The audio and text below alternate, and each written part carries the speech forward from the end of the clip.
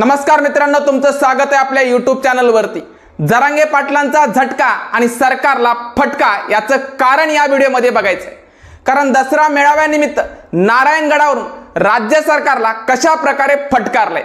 त्यांनी सरळ सांगितलंय, मराठवाड्यामध्ये जी अतिवृष्टी झाली त्याच्यामध्ये शेतकरी सध्या संकटात आहे, त्याच्यासाठी तुम्ही तात्काळ मदत का केली नाही आणि ती तात्काळ मदत जी करणार आहेत ती तुटपुंजी नकोय।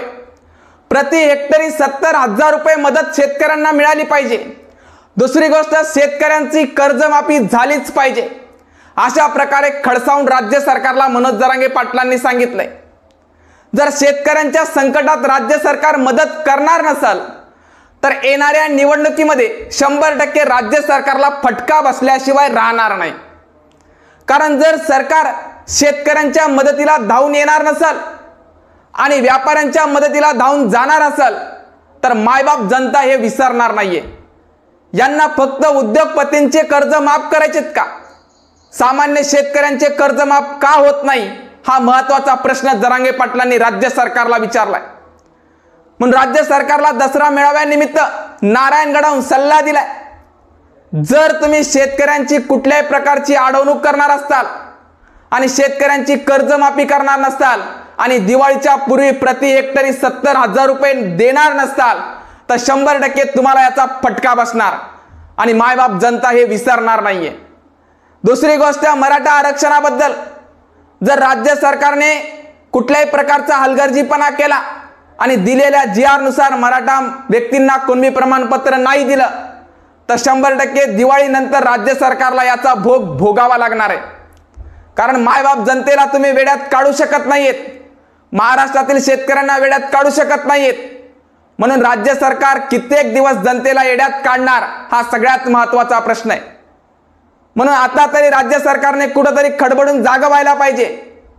जे मराठा आरक्षणासाठी मराठा समाज मुंबईमध्ये पोहोचला त्याच पटीने शेतकऱ्यांच्या बाजूने तुम्ही जर खंबीरपणे नाही उभा राहिलात, शेतकऱ्यांना प्रति हेक्टरी मदत जाहीर लवकर नाही केली तर 100% हाच व्यक्ती, हाच समाज, महाराष्ट्रातील प्रत्येक शेतकरी बांधव हा मुंबईत पोहोचल्याशिवाय राहणार नाही। म्हणून कुठेतरी राज्य सरकारने याची दखल घेतली पाहिजे, नाहीतर राज्य सरकार स्वतःच्या सत्तेच्या मौज मजेत असेल तर याचा 100% परिणाम भोगावा लागणार आहे। म्हणून जरांगे पाटलांनी जो महत्त्वाचा सल्ला दिलाय त्या सल्ल्याचं पालन तुम्ही करावं। कारण त्यांनी शेतकऱ्यांची बाजू खंबीरपणे मांडली आहे। कारण तुम्हाला खंबीरपणे बाजू मांडल्याशिवाय जाग येत नाही। कारण आता प्रत्येक वेळेस तुम्हाला समस्येचं निराकरण करण्यासाठी प्रत्येक व्यक्तीला रस्त्यावर उतरावं लागतंय, त्यावेळेसच तुम्हाला जाग येतील, त्याच वेळेस त्या व्यक्तीचे तुम्ही कामं करतायत।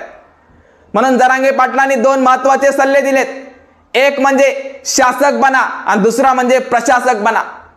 शासक आणि प्रशासकामधला फरक तुम्ही पाहिला असेल व्हिडिओच्या मार्फत। प्रशासक म्हणजे मराठा समाजातील आणि प्रत्येक समाजातील व्यक्तीने प्रशासनात यायला पाहिजे, नोकरी केली पाहिजे, मग कुठलीही नोकरी असो।